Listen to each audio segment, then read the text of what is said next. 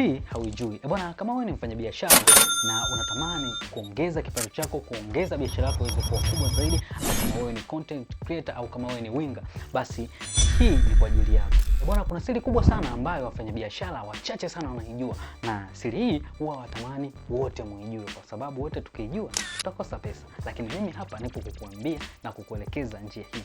Hivi unajua kwamba kama wewe ni mfanyabiashara au content creator au winga, kuna application hizi hapa 4 ambazo ni za msingi sana kuwa nazo, kwa sababu application hizi zinaenda kuongezea kipato chako, kukuza biashara yako na vitu kama hivi. Hizi ndizo application 4 ambazo zinakwenda kukuzia kipato chako na kukukuzia biashara yako kwa ujumla iweze kuwa kubwa na kimataifa.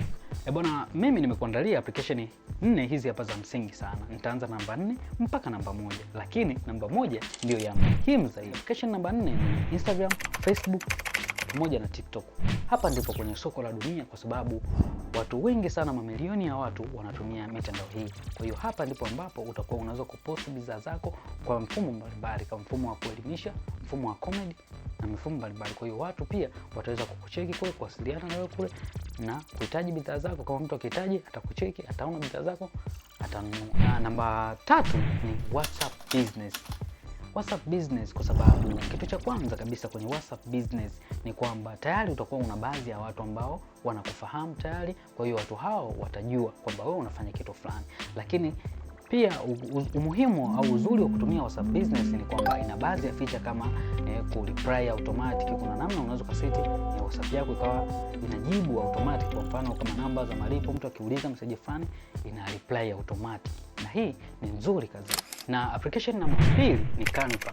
Hauhitaji graphic design kila siku kwa ajili ya kutengeneza poster, kutengeneza matangazo, mabango mbalimbali au logo yako. Kuna website inaitwa Canva. Hapa ni sehemu ambapo unaweza kupata design mbalimbali, ukapata logo yako na kila kitu. Kwa hiyo utakuwa unaweka bidhaa zako pale na unaweza ukasave na ukashare katika mitandao yako ya kijamii. Na namba 1 ambayo hii ndio kubwa zaidi, funga kazi kabisa, tunaweza nikasema ni CapCut. CapCut zipo za aina nyingi. Kuna CapCut za kulipia ambapo hapa unapata feature nyingi zaidi, lakini kuna CapCut ambayo ni ya bure. Hapa utapata feature chache zaidi. Lakini uzuri wa CapCut ni kwamba siku hizi watu wengi sana hawaangalii maelezo uliyoandika kwenye bidhaa husika. Watu wanachotaka waone video. Kwenye kutengeneza video unaweza kutengeneza mfumo wa Reels, kama ambavyo siku hizi watu wengi sana wanascroll kupitia mitandao ya kijamii, Instagram, TikTok, Facebook. Kwa hiyo ukimtengenezea reel kama vile, akiwa na scroll ataona na atakuja dukani kwako.